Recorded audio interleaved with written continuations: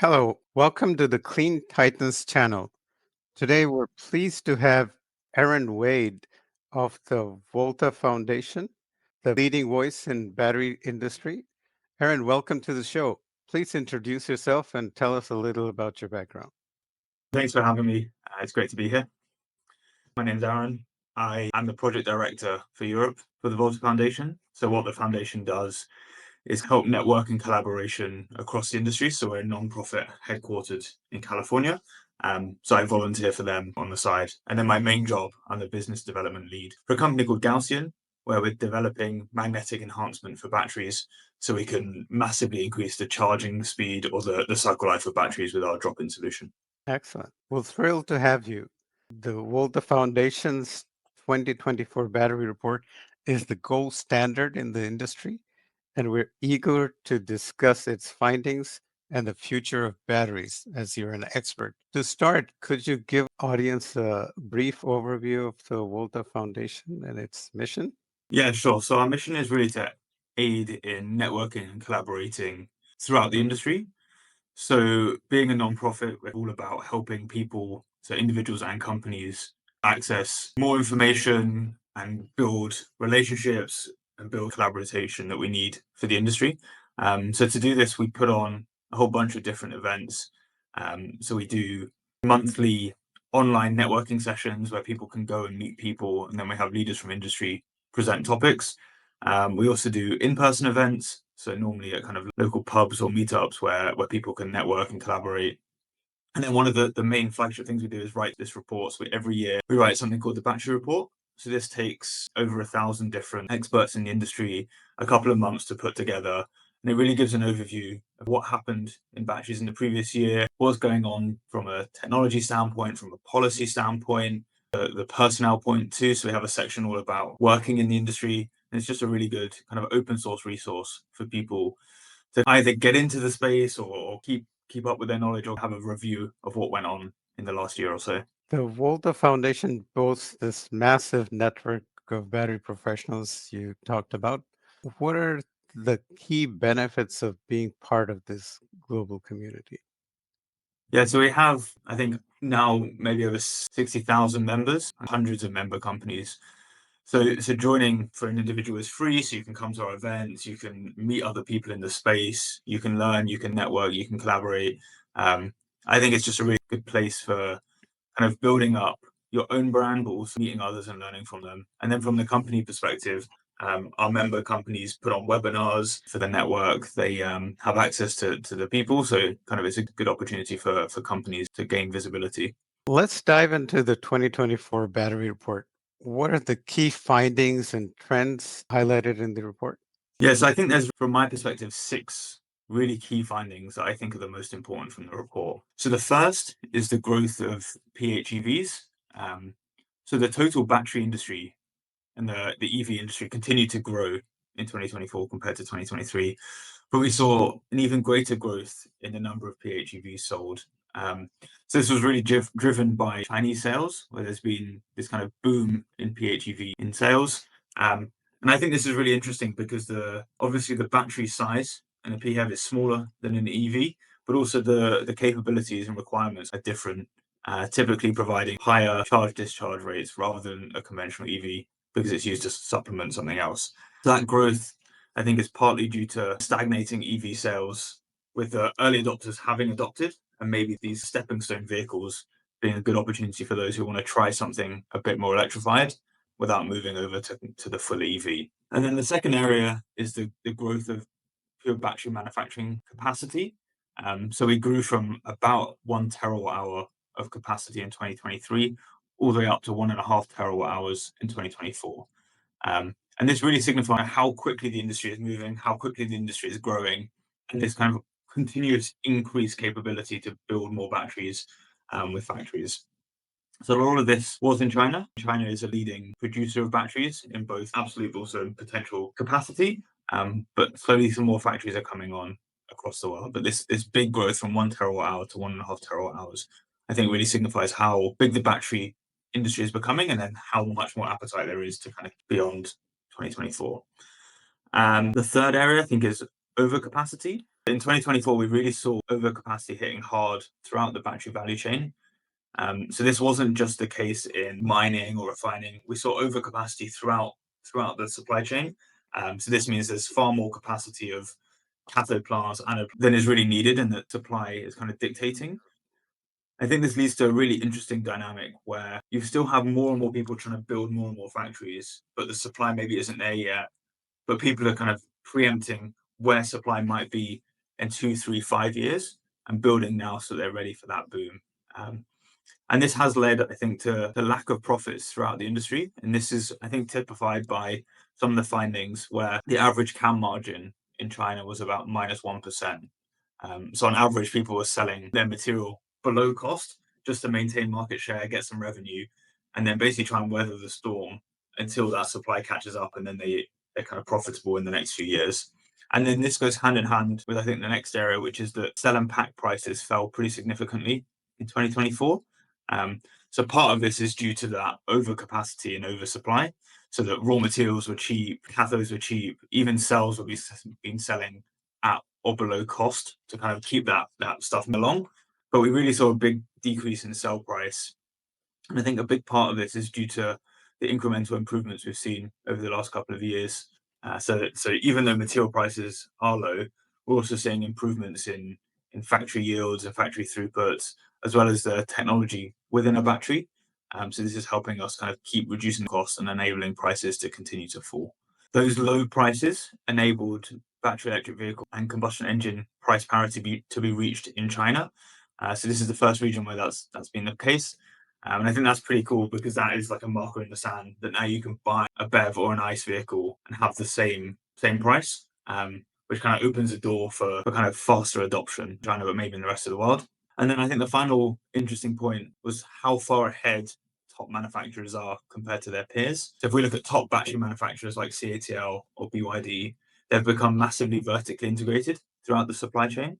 So they own their own lithium mines, they have their own or have shares in cathode producers, anode producers, and this enables them to get kind of the best of all of the material, which gives them a real big advantage when it comes to the cost to produce cells. They also do typically have the best performing material and best performing cells, but those kind of supply chains really helped them lower their cost to maybe below the rest of the industry, which is why they can sell at these low prices and make a profit while everyone else is suffering and sustaining losses. Right, and new plants are coming in Europe and US online soon, right? Yeah, so there's lots of announcements of kind of capacity increases. I mean, in Europe, kind of multiple types. So there's some that are foreign companies coming over with the expertise in how to build already and putting those plants on European soil in European countries. And then there's other companies who are taking a different approach of kind of building from up and designing their own cells, designing everything kind of themselves to players. And I think, I mean, fundamentally from a perspective, it's good to have both. You want your local supply, maybe that's more likely to succeed from overseas players with experience, so that you have local production. But it's also good to have kind of homegrown players and building their own systems. So you have kind of a balance between the two. So battery costs, as you mentioned, are critical factors in the adoption of EVs and energy storage. What are the key drivers influencing battery costs, and what are the projections for the future? You mentioned a little bit about the drivers.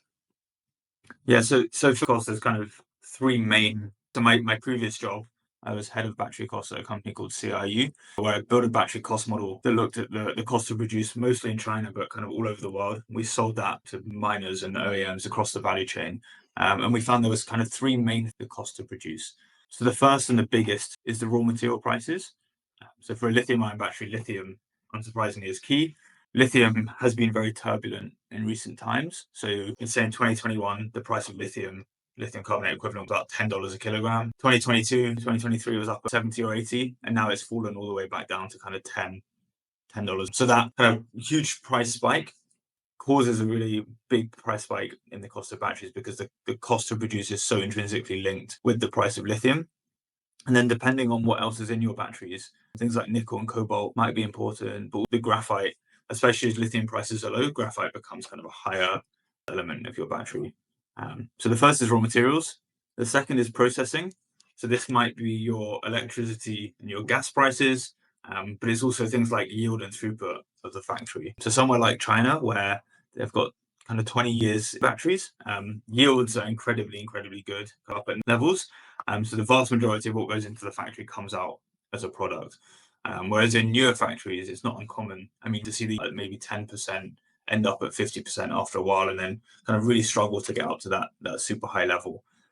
So yields and yield losses make up a big proportion, especially in the early days of your processing costs, but also the throughput of how efficiently can you run the machines and how close to kind of maximum capacity can you. And then the third area is labor, and labor costs consist of two main areas. So the first is the cost of labor, so whether your kind of average salary in the region is high or low relative to the rest of the world, but then also how much of that labor you need to produce a gigawatt hour of capacity. And this is an area where we've seen, again, Chinese companies do a very good job of automating factories. This is somewhat driven by the increased labor price that we're seeing in China. But as you need kind of fewer and fewer workers per hour of production capacity, your labor price could come down and can somewhat be decoupled from the high cost of labor that you may have. So if we look at all of these kind of in isolation, before on the raw material side, 2024, as I said, was a huge year of kind of oversupply. And it looks like for the most part, that's going to continue with new mines coming online, especially in Africa for lithium, which is kind of keeping the lithium price and not biking it back up. Processing yields will continue to improve and throughput should continue to improve alongside that. And then labor, with the advent of kind of automation, can help bring that down. So from those kind of manufacturing capabilities, there's definitely prices to continue to fall. But then we also see things like improvements in technology or supply chain efficiencies, so like vertical integration, enabling people to materials at lower potentially than the spot price and contract pricing.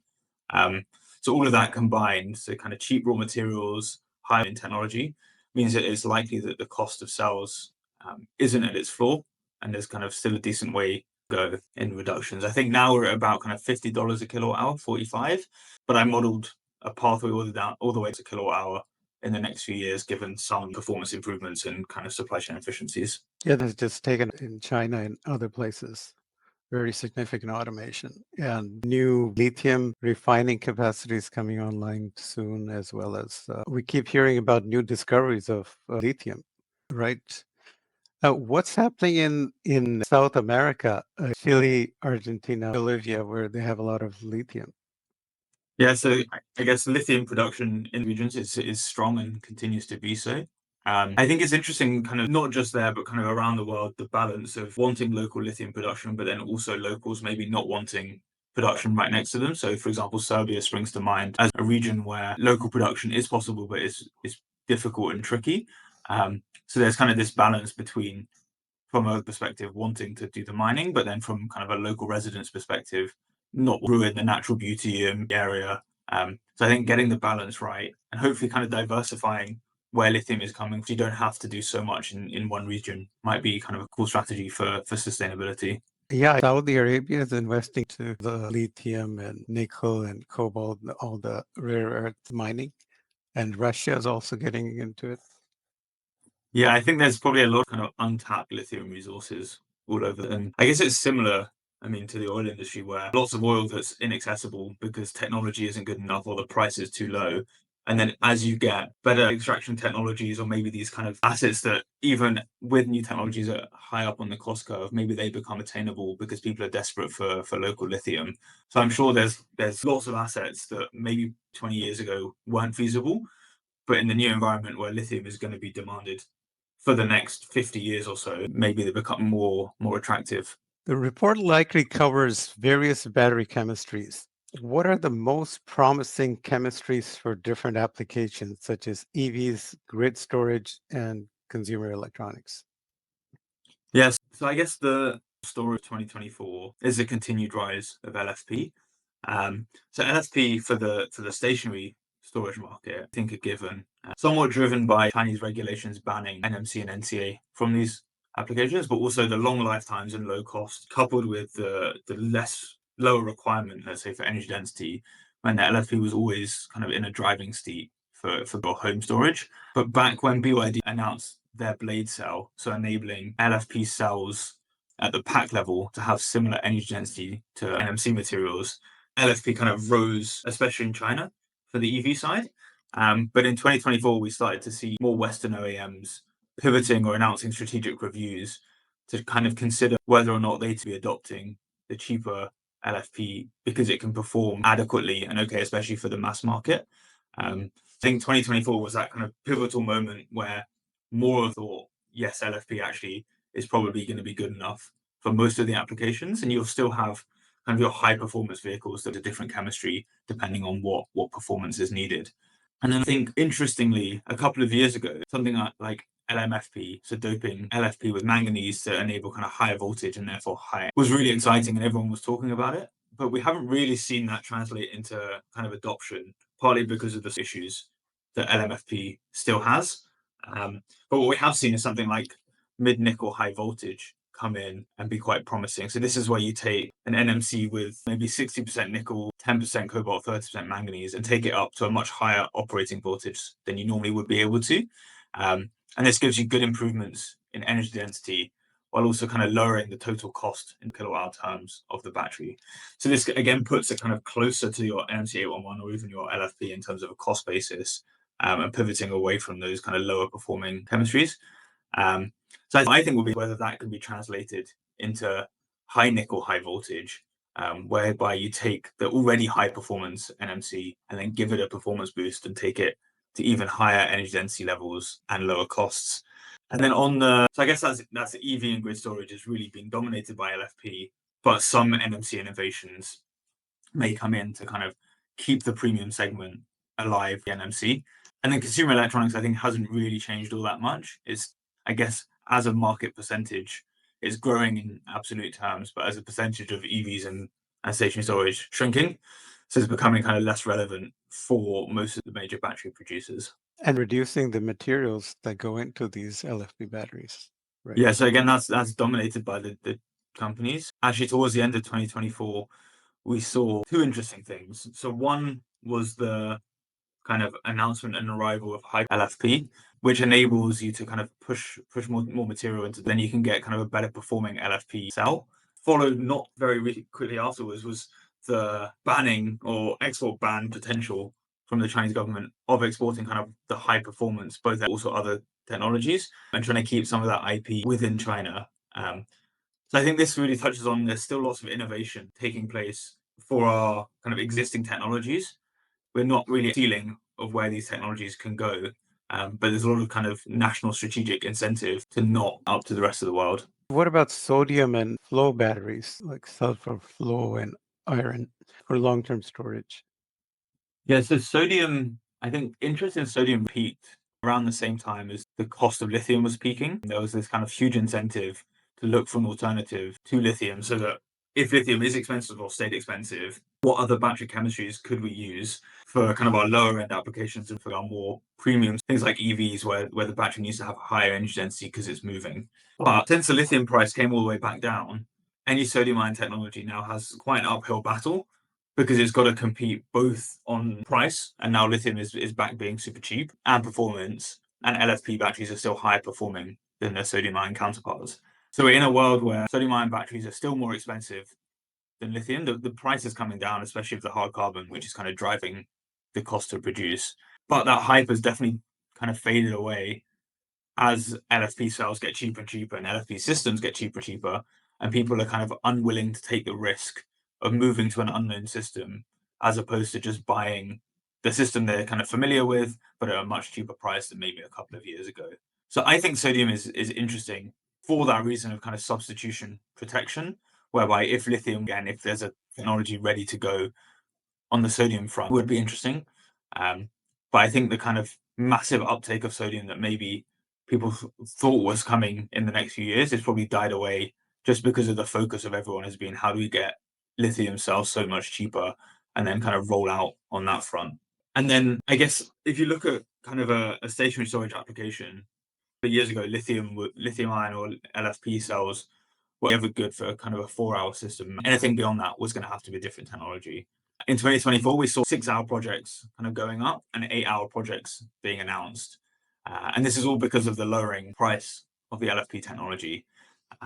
So then if you have an alternative technology that maybe sweet spot is 10 hours, it's not inconceivable that in the next couple of years, LFP systems also expand out to 10, 12, maybe even beyond, because just the price is getting so low.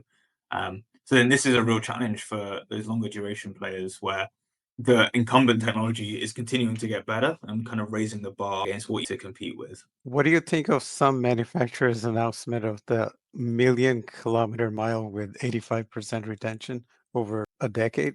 So I think this is, I mean, fundamentally good for the industry and a longer lifestyles are definitely. I think there's quite a few other technologies of how people are achieving such long lives, whether it's kind of doping the material level, over specking and then only delivering kind of a lower amount and then windows, or even kind of chemistry changes where you only in a limited SOC with degradation particle engineering. But I think fundamentally, if we can extend the life of the battery so that lower degradation happens and then you can underspec your battery, reduce the weight in your vehicle, and potentially have an asset at the end of life, which is more valuable because it has more usable energy still in it. I think that's pretty good for the industry. I know there's a big myth that people need to change the batteries in a few years when in reality the battery outlasts car and you'll have a valuable battery which is higher value than the car at the end of its life and has a second life as storage. I think people often, especially kind of passenger EV level, I think people underestimate how much they use an electric vehicle. So you go in expecting to drive certain many thousand miles a year, and you expect to fast charge a certain number of times, and then your lifetime maybe 8 to 10 years. Um, but I think people just use the vehicle probably less than they anticipated, which helps extend the lifetime. But on the commercial side, it's quite interesting because I think replacements there definitely are a problem. And speaking to people in multiple industries, something that's blocking kind of electrification for taking off in these more niche applications is that they're cycling the batteries hard and then they have to replace them 2 or 3 times the lifetime of the vehicle, whatever that might be. And then that pushes up your total cost of ownership so much so that it's kind of uneconomical to swap over to electrification or electric vehicles. So I think it's a nice balance with different applications needing kind of different solutions and different lifetimes, which is where I think ultimately the technology will go. I think we'll kind of diversify out and solutions far more to the problems people have rather than, I guess, kind of fitting the technology we have to different solutions, but rather designing the technology and the solution for whatever problem someone's trying to actually solve. Yeah, there's a lot of companies trying to commercialize the commercial vehicles and big, huge vehicles, right? Yeah, something like heavy goods vehicles or kind of electrified mining. I think Yeah. are huge industries. Cool, because we can make these massive vehicles electric. It's obviously good for the planet. It's good for battery demand. It's good for kind of pushing technology forward and pushing of how we can kind of enable that. So I think all important stuff. So have you heard anything about the Amazon Rivian vans that they've opened up to others now? Do they have to replace the batteries at some point?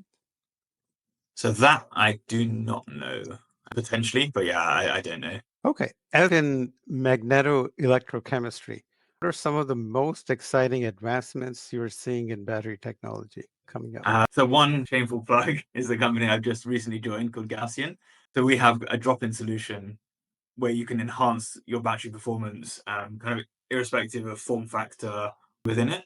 Um, so this kind of bolt-on solution enables big improvements in cycle lifetime, and I think it's really cool because it's outside of the having to change within a cell, so the route to market and adoption can be much quicker. And then I guess something that I kind of didn't really know that much of, didn't understand super well, was semi-solid state batteries. I guess on some level, I didn't really understand why they exist. But having visited some players, I think it's quite an interesting technology because it's almost like the stepping stone to full solid state is some liquid and some solid. Get them into the market. Yes, they're higher price. Yes, maybe they're not as high energy density as kind of a full solid state system, but it's a way to kind of hone the manufacturing process, hone chains, kind of get some knowledge, and then that technology over 3, 5, 6, 7, 10, whatever it might be years as a way to get towards that kind of full solid state battery technology. Whereas I think going straight to solid state is proving pretty difficult, both in manufacturing capability, but also kind of like the pure chemistry standpoint.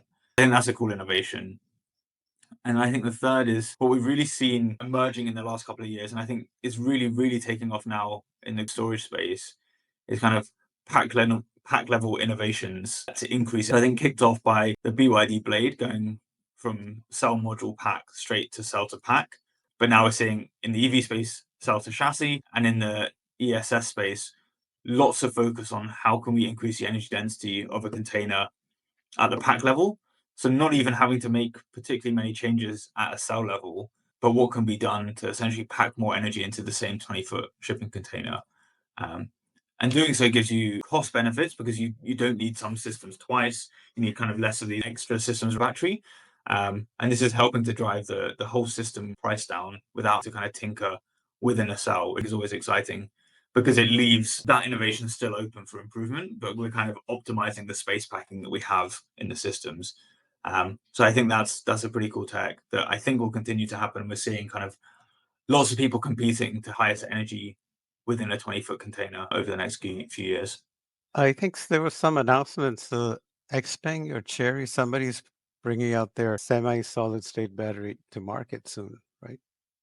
Yeah, so Neo have a Neo, right? semi-solid state battery provided by Wheelan. So I went to visit them when I was in Beijing and saw their production line, which was really cool. But obviously, I think it makes a lot of sense as well with a Neo partnership because Neo is so invested in the battery swapping network, which perfect sense where you would use kind of a really high performance battery because you want that in their vehicle all day, every day. What you want 3 times or 10 times a year, you do kind of a road trip, you can this semi-solid battery that's super high performance. Yes, it might cost you a bit more, but you get that extended range. And then that data's kind of sucked up and they learn from it. And then when you go back home and you do your regular commutes, you can go back to kind of the cheaper like business model perspective. That also makes a lot of sense. Yeah, that's perfect. That you can just use a P battery for everyday use and you use a semi-solid state for those long road trips and pay a little extra. Yeah, That's no, it's pretty cool. great. So solid state batteries are often touted as the next big breakthrough. What are the key challenges in bringing this technology to commercialization? Yeah, I think there's really strands. So within solids, there's lots of different types, especially of the solid electrolyte, and each one's kind of a positive and a negative on what it is and where it sits. But I think there's still kind of fundamental difficulties from a chemistry the interface between the cathode and the electrolyte. But I think more importantly is there's difficulties in the manufacturing process. And I think it's still pretty tricky to be able to produce cells at kind of any large volumes, and then proves a big challenge because it's all well and good being able to make kind of small numbers of cells, but scaling up is, I mean, critical, but also incredibly difficult existing technologies. So that barrier for the solid state technologies, I think, is pretty high and definitely limits kind of where how quickly it is being adopted and how quickly it could be adopted into the future. But the BYD has announced that they're going to start marketing solid state in 2 years. And Mercedes just started testing a production version of their cars with solid state batteries. Yeah, so the Mercedes vehicle, I think that was with Factorial, but it was, I mean, just a single vehicle, right? It had a decent number of cells, but not the tens of millions you need to make a year to make a gigafactory profitable. So if you're making only a handful of cells a year, those cells are going to be super expensive and therefore probably not viable for mass adoption, which is probably solid state batteries route in, right? Is kind of the niche applications, but even are somewhat still price sensitive, and you can't be charging $20,000 a kilowatt hour, right? Making the number up, but you still have to be kind of in a realm of this mass produce. So I think solid state promising, cool technology, um, but I guess the decrease in cost and in performance of incumbent technologies is a real challenge because it's just continuing to raise that bar for where they need to get to and how quickly they need to get there until maybe it doesn't make that much sense to move to solid state. And then solid state performance needs to have an even bigger jump. So kind of always chasing this kind of performance to the incumbent. So I think there's definitely possibility someone like BYD has the resources and ability to kind of plow into it. It's pretty a success because they're one of the leading companies with so much kind of great talent who can work technologies. I just think the time to commercialization is probably going to be slower than is often touted. So who would you say has the best battery technology? Good question. I would say probably BYD or CATL being the market leaders. Both BYD and CATL sell to kind of everyone and anyone, and they're recognized names. They have production capacity, they probably have the most employees, and they produce the most cells. But they're also kind of a lot of big hitters, those two in China, with Eve and Lithium and a whole bunch of other people who are pretty advanced as well. What about that gold battery by Xpeng or Cherry? What do you think of that? Blade Gold doesn't use gold. It's marketing, call it gold. So who's contributing to the development and deployment of next generation battery technologies the most? Any research institutions, companies, universities that are leading the charge? I think so. We have some slides on this in the Volta report. I think it's interesting because a lot of commercial investments in the next gen technology, which I mean obviously makes sense because you'll be protected for backing someone should they go on to win, and then you kind of get some good. I think it's pretty spread around as to who is investing and what they're in. There's lots of kind of hotspots both for research and for companies, but there's just I think so much going on in so many different areas. It's a pretty cool time to be in batteries. What are the key factors that will accelerate the adoption of advanced battery technologies in coming years? So I think kind of a big one is the investment that we see. I think investment climate now is more tricky than it was a couple of years ago. I think this is partly because there was a huge amount of hype in batteries and new technologies. A lot of investments were made, and then those investments maybe didn't yield results as quickly as was hoped because fundamentally making batteries and researching batteries is incredibly difficult. So there's been somewhat of a cooling off period in terms of how much investment has gone in. But I think kind of sustained investment, both from but also from a governmental standpoint, I think is really important. I think it's interesting when comparing kind of the European versus the US. The US being such a big country has the ability to invest kind of huge amounts of money in batteries, but kind of in any area of technology the government sees fit at the time. Whereas European countries are much smaller, and even kind of when banded together, maybe don't have the same firepower to invest and kind of help companies out. So that's definitely kind of key to advancing, but also understanding where technologies are going, where incumbents ensure that kind of the next gen technologies we're developing are so much better than what we have today that there's going to be a place for them rather than kind of this endless loop of where we're better. Oh, wait, no, conventionals got better, so we have to get even better, push the boat out more, and then kind of never reaching the commercialization. I think the final area is kind of willingness to adopt. So this is exclusive for next gen technologies, but we see a lot of the time especially local companies saying, yes, I'll buy kind of from maybe the new, only do it when they're at price parity with the Chinese companies. Um, and the problem with that is they're not fundamentally, and they won't ever get there if they don't get that revenue from other local companies. So if there's a demand for kind of these next gen technologies or growing technologies, people have to somehow find a way to take on that additional price premium, especially in the short term, to unlock that. Because otherwise, if you just buy whatever's cheapest, it might be best for your bottom line, but then the industry will just continue to kind of serve that cheap market, and battery manufacturing or next gen technologies will kind of struggle to take off. What do you think of these gravity batteries or concrete batteries or heat batteries or sand batteries? It's like a tech nerd. I think they're pretty cool. I think it's interesting, right? Because fundamentally, this is a question I don't have an answer to, and I think is interesting. Is short duration lithium ion, sodium ion makes sense. Middle duration, I'm not entirely sure what will fill that and what the need is there for kind of multi-day or half yearly. It's a huge need, right? So in the summer, you're going to generate so much more solar. If you can store a bunch of that and use it in the winter, there's huge opportunities, but your cost of battery is going to be so low to be able to basically just sit idle for 4 months and then just discharge at the kind of couple of seasons later. So maybe compressed air or whatever it might be a good opportunity for gravity or whatever for that kind of really long seasonality, provided they're low enough. But I mean, batteries, so electrochemical batteries are one caveat of energy storage, and we need a whole bunch to enable this green transition. So I think there's kind of place for a whole range of technologies, provided they perform well enough and are cheap enough that people can adopt them. V2G just got going in Australia. How will that impact storage and tech? So V2G, I think, is interesting. There was a study done by some people at Warwick University looking at the impact of degradation when electric vehicle batteries were used for V2G or not.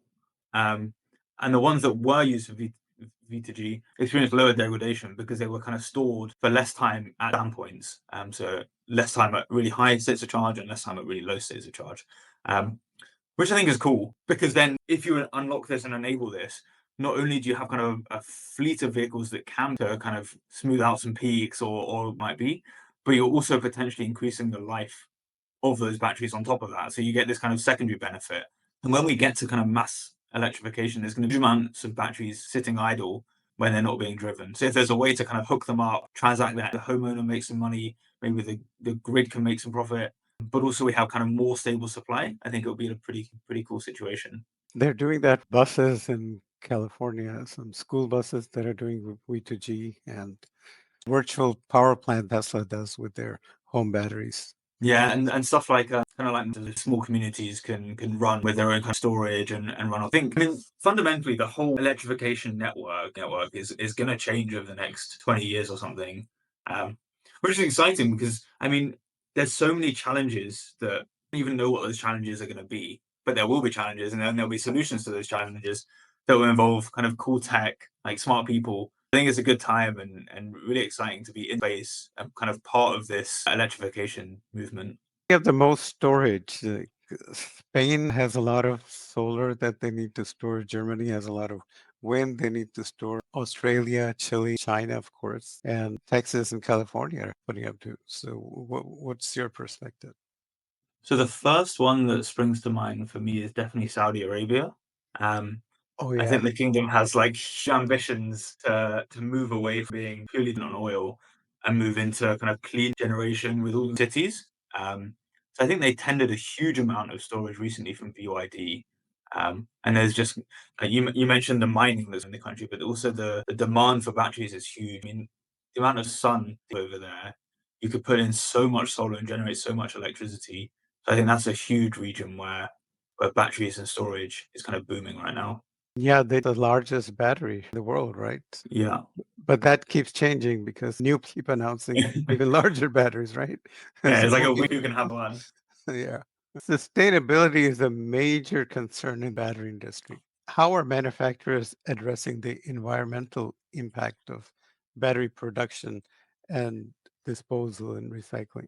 Yeah, I think it's fundamentally really I guess the movement away from is so that we can have a better health environment, both in terms of kind of global lowering of CO2, also locally reducing the particulate matter and kind of health risks associated with being in a city. So I think making sure that both the production, use, and then finally kind of end of life of batteries is super important. I mean, decarbonizing the grid is incredibly things like that. If you can power your factories that are producing things with green electrons and renewable sources, they have a pretty good advantage. And then I guess there's lots of increased stringency on permitting and wastewater to make sure that whatever you're producing doesn't kind of leak out and hurt them. So not just from a CO2 equivalent standpoint, but also from a kind of like acidity and all of these others that contribute to environmental concerns. And then I think end of life is really interesting because if you can extend the battery so that you can enable a second life, um, there are definitely challenges with second life, but there's definitely applications where it could make sense. I'd say the biggest challenge is just that as batteries get better and cheaper, it probably still makes more sense just to buy a new battery for your asset rather than try and repurpose. But if we can find a second life rather than having to go straight to recycle, that obviously kind of helps and extends. But then doing the recycling is super important. So if we look at China and Chinese companies, there's kind of tons of recycling that's taking ready, initially from the manufacturing scrap, but now from kind of end of life vehicles and kind of maintaining that and making sure that there's this circularity of materials, I think is important and is being done. But I think it's tricky because you don't want to invest too early into recycling assets because fundamentally, if you invest really early, you might be in a situation where there's physically not enough material for those recyclers to recycle, and then they struggle to generate revenue, and then they kind of close operations or go into whatever it might be. So you've got to get the timing right. as to when will there be kind of that surge in demand and when the right time to start opening these recycling facilities so that we can make sure that anything that is being scrapped ends up back into a battery again. What are the challenges in creating a truly circular economy for a battery? I guess locally the challenge is, I think, about not letting the material kind of leave your system. So that might be if you shred batteries but then send the black mass overseas, you've lost access to that material yourself. Or even if there's a Second Life application where you send the batteries to a different country to be used in Second Life, if you don't get those batteries back, you've again lost kind of that opportunity for kind of life. But then a global challenge, I guess it's making sure that the recycling efficiency is high enough that we're getting most of those materials out. Fundamentally, there's still value left in batteries at the end of life. So I think there's still an incentive to recycle. Whether or not it's going to be economical for all battery chemistries, I think is another challenge. Um, so making kind of improvements in the actual recycling tech so that things like LFP batteries can be recycled profitably. So there's an incentive to do so, I think is pretty important. There's an arena in Netherlands that is using old leaf batteries as second life. I haven't heard of it, but I wouldn't be surprised because there's probably quite a few of them knocking about. What do you think of this claim that at some point we won't need to mine? And some people say 95, 99% of the lithium will be recycled and we can just recycle the lithium from batteries. We won't need to do much mining. I think mining for lithium will reach a peak for sure, but I don't know if it'll ever go away simply because the demand is likely just to continue to grow. So they'll like we're nowhere near a point where we have enough lithium today to meet the demands of even 10 years down the line. And I think that kind of difference is going to continue a decent length of time. Um, so I think mining will probably always be needed at some level, whether it might be small as kind of more of a top up rather than kind of complete overhaul and being them. But I think it's likely that we'll always need some level of mining because there's probably going to be like demand beyond what we see today as kind of EVs and BESS, but into areas and whatnot that will continue to kind of increase that demand for more. Aspiring professionals interested in battery industry, what advice would you give them? So I think my biggest bit of advice is really just to reach out to people to have a chat. I think LinkedIn is fundamentally really good for this. You can just shoot people a message asking for advice or asking for a call or whatever it might be. And a lot of people in the battery space are pretty open and willing to kind of jump on a call about their experiences, kind of help you out. And if you're new to the space or want to get into the space, it's a really good opportunity to kind of meet people who are established and kind of know what they're doing and able to offer you kind of advice or help or whatever. So I think just talking to people is a great opportunity. There's also lots of kind of free networking events that you do. So we put some on with the Volta Foundation, but there's a bunch of others out there that are typically away from conferences are best because you don't have to pay for the conference pass, but you can kind of meet people in the space and kind of learn what's going on. And then there's tons of things that you can read and kind of build your own knowledge, whether videos, podcasts, or like standard reading textbooks or whatever it be. There's lots of good resources, either free or paid, that can be used to kind of build up a knowledge base before you jump in. What needs to happen to electrify motorcycles? Since in the third world, that is the biggest usage in mobility. Yeah, I think this is an interesting. There's definitely a lot of companies looking now at doing electrification, whether that's for kind of premium motorcycles, but also for the mass market all over. Motorcycles are kind of the main mode of transport.